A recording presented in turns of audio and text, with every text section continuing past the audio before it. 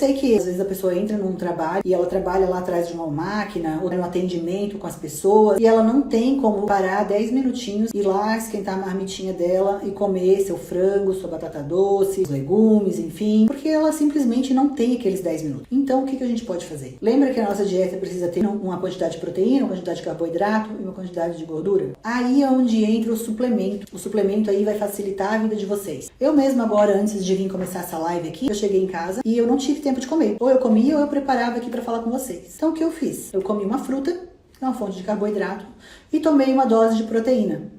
Pronto, beleza. O que eu poderia fazer se eu tivesse que comer uma gordura no lugar do carboidrato? Ou se eu tivesse que incluir aí uma gordura nessa minha refeição? O whey protein é sensacional. É uma fonte de proteína do soro do leite, então é uma fonte de proteína boa, que dá para substituir, por exemplo, o frango, o ovo, a carne, tá?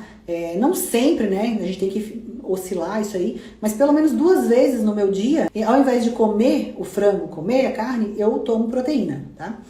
E vocês podem fazer o quê? Tomar a proteína com pasta de amendoim, com aveia. Se eu tomo com pasta de amendoim, a gordura. Se eu tomar whey com abacate, por exemplo, misturar ali, fazer um moussezinho, eu tenho uma fonte de proteína e uma fonte de gordura. Se eu misturar o whey com aveia, por exemplo, eu tenho uma fonte de proteína e uma fonte de carboidrato.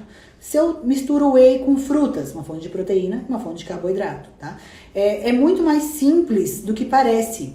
E aquela dieta engessada, que às vezes dificulta a gente de fazer, ela não é boa, porque uma dieta para ela ser boa, um plano alimentar para ser bom, ele precisa ser viável para você. Então, por isso que o nutricionista ele vai te orientar dessa maneira. Mas se você tá aí e não tem como ir no nutricionista, eu tô te dando algumas dicas aqui de como fazer, tá?